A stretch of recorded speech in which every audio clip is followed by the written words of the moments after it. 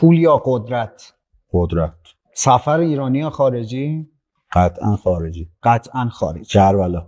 گفت بیچاره اون که حرم رو ندیده، بیچاره تر اون که دید کربلا. همچنان تصمیم داری به زندگی مجردی ادامه بدیم؟ با قدرت. با قدرت. تصمیم بر متأهل شدن نداری؟ با قدرت. اعتقاد شخصی. خب آدم ها یه قایقن، خدا مقدر میکنه کدوم جزیره چقدر توقف کنن. اگر این شغل نداشتی چه شغلی؟ آشپز میشده. آشپز میشد. خدا قرمه سبزی، چلوگوش، قلیه ماهی. غذا ایرانی پسندم هستی. نه چی هم میزنم اتفاقا، اسپاگتی و اینا هم درست میکنم، ولی قرمه سبزی تو رو خدا خودت آشپزی میکنی؟ امین کاظمیان هفته 3 بار از من قلیه ماهی میخواد. خب علاقت خودت پس به غذا هم زیاده دیگه، باعث شد معلوم نیست 20 سال میخوام لاغر شم، ولی خب من 20 سال من تو رژیم و لاغری ام هیچ وقت، ولی لاغر نمیشه هیچ وقت. اب نداره و همین الانم خیلی خوشتیپ، خیلی درجه یک. رشته ورزشی مورد علاقت؟ قطعا فوتبال. قطعا فوتبال. و قرمز یا آبی؟ قطعا قرمز. قطعا قرمز. رئال یا بارسا؟ بارسا. بارسا. بازیکن مورد علاقت؟ مسی. مسی. کاظمیان ناراحت نشه. کاظمیان ناراحت نمیشه دیگه، حالا میرسیم بهش راجبش صحبت میکنیم و خیلی خفنه. ما این ضبط رو هم دقیقاً داریم بعد از اولین گل تو با پیراهن شماره 69 بله. برای پرسپولیس که منم پرسپولیسی ام. آره زدی و ما کلی کیف کردیم. آره حالا راجبش حتما صحبت میکنیم. اگه بخوای یه شخصیت رو انتخاب کنی 24 ساعت باش وقت بگذر، به نظرم آقای دکتر امیری خراسانیه. موزیک چی گوش میکنی؟ بهنام بانی. بهنام بانی با هم میخورید؟ آره با هم میپریم. و خارجی خواننده مورد علاقت؟ زیاد گوش نمیدم. زیاد گوش نمیدم، بیشتر موزیک ایرانی رو گوش میکنی. اهل موزیک سنتی هم هستی یا نه فقط پاپ؟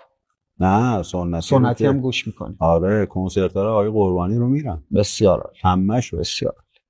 اگه یه روز هر اتفاقی برات رقم بخوره توی شهر یا هر جایی که هستی، گوشیت که برداری نیاز به کمک باشه، اولین کسی که تو ذهن، میدونم دوستای زیادی داری ولی راستشو بگو کسی هم دلخور نمیشه، اولین کسی که به ذهنت میاد بهش زنگ بزنی؟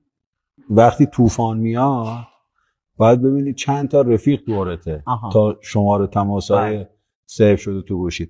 تو کرمان اگه باشم واقعا مشکل باشه به علی سلطانی زنگ میزنم. علی سلطانی. و اگه تهران باشی محمد حسین علیزاده. محمد حسین علیزاده. خب بریم سراغ اسامی که میگم و شما هم با جمله کوتاه بهم جواب بدید. سخت ترین کارمون. سخت نه، آسونه. آقای دکتر امیری خراسانی. یک برادر بزرگتر، حامی و کسی که زندگیمو مدیون شد. آقای دکتر میثم پاریزی. یه مدیر جنتلمن و با شخصیت و دوست داشتنی. آقای دکتر اسفندیارپور. به نظرم مدیر با لیاقت، با لول، آینده نگر. آقای مسعود سلطانی. یه برادر واقعی با پشتکار و به نظرم نامبر آدم حسابی. آقای حجت سلطانی. آقای حجت سلطانی هم یه مدیر خوب، یک مدبر خوب، انشالله که بتونه موفق باشه. انشالله. منصور صادقی. همراه. و آقای محمد رضا کافی. یه مدیر غیر کرمانی. یه مدیر غیر کرمانی. اولین جمله‌ای بود که توی این همه مهمونی که این روزها صحبت کردیم یه تعریف قشنگ کرد. آقای رزم حسینی. یه مدیر فوق‌العاده، یه مدیر از دل مردم، هم درد مردم، صدای مردم. محمد امین کاظمیان. داداشی خوب اومدی. و داداشی آقا میلاد. امیدوارم روز به روز بدرخشی و ما کیف کنیم دیگه انشالله. سید شورش دلپسند. عشق.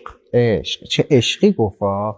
یه هنرمند ورزشی. یه هنرمند ورزشی. آره سید از قبل از اینکه توی آلمان اولی مدالو بگیره یه هنرمند و کاملا کارکشته و دوست داشتنی بود. تو تئاتر ما با هم آشنا شدیم.